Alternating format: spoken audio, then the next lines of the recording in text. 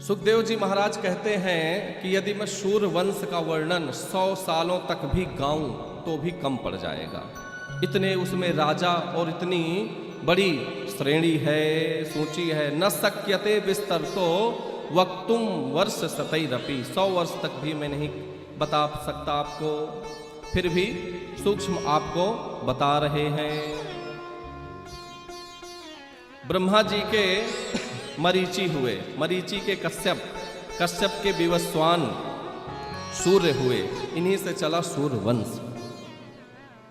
आगे श्रद्धा मनु हुए, इन्हीं के वंश में। श्रद्धा मनु की पत्नी का नाम था श्रद्धा। राजा श्रद्धा मनु और उनकी पत्नी का नाम श्रद्धा। इनकी इच्छा थी कि एक पुत्र हो, पुत्र नहीं हो रहा था। तो राजा, ध्यान दीजिए, राजा चाहते थे क्या चाहते थे राजा? कि लड़की हो।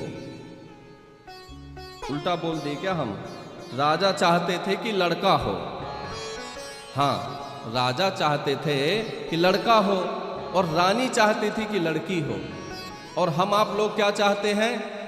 माताएं हमारी आपकी क्या चाहती हैं? कि बहू के क्या हो? लड़की हो। कभी जीवन में नहीं चाह सकती। क्या चाहती हैं? लड़का हो। और शायद लड़की हो गई तो मुंह सुकड़ जाता है। अरे तो वो भी तो सोच के देखे, हम भी तो लड़की हैं, लड़की से ही तो आज माँ बनी है, दादी बनी है। ये हम भूल जाते। पर यह पहली ऐसी दिव्य आत्मा है जो स्त्री होकर के लड़की चाहती है। पुत्रेष्टि यज्ञ कराया गया, मंत्र पलट दिए गए तो लड़की से लड़का हो गया।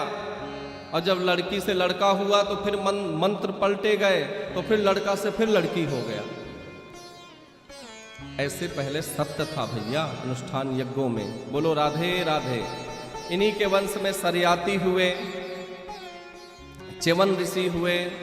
च्यवन ऋषि की आंख फोड़ दी सुकन्या ने, तो उनसे विवाह करना पड़ा।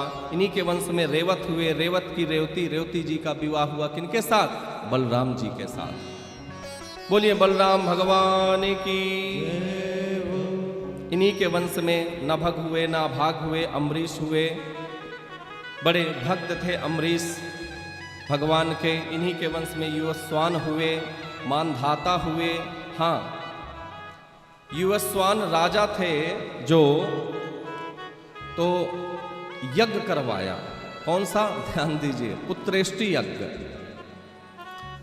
पुत्र के कामना के लिए यज्ञ करवाया तो उनको प्यास लगी।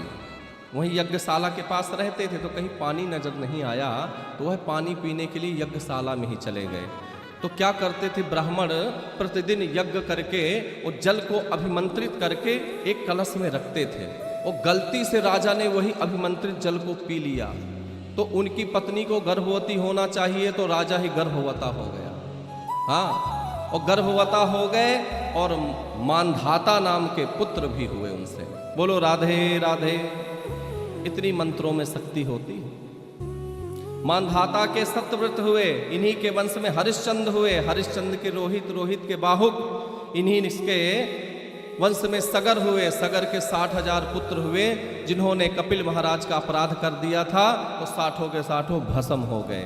फिर इन्हीं के वंश में भगीरथ हुए जिन्होंने गंगा जी को प्रकट किया और सभी पुत्रों को फिर से मुक्त किया। बोलो राधे राधे। इन्हीं के वंश में रघु हुए जिनसे चला रघुवंश। भगवान राम कौन से वंश में आए हैं? हाँ, रघुवंश में। हम लोग गाते ना चौपाई, रघुकुल रीत सदा चली आई, प्राण जाए पर वचन न जाए। इन्हीं के वंश में रघु के अज हुए, अज के दशरथ और दशरथ के राम, भरत, लक्ष्मण, शत्रुघ्न। ये 4 भैया हुए। बोलिए चारों भैयाओं की जय।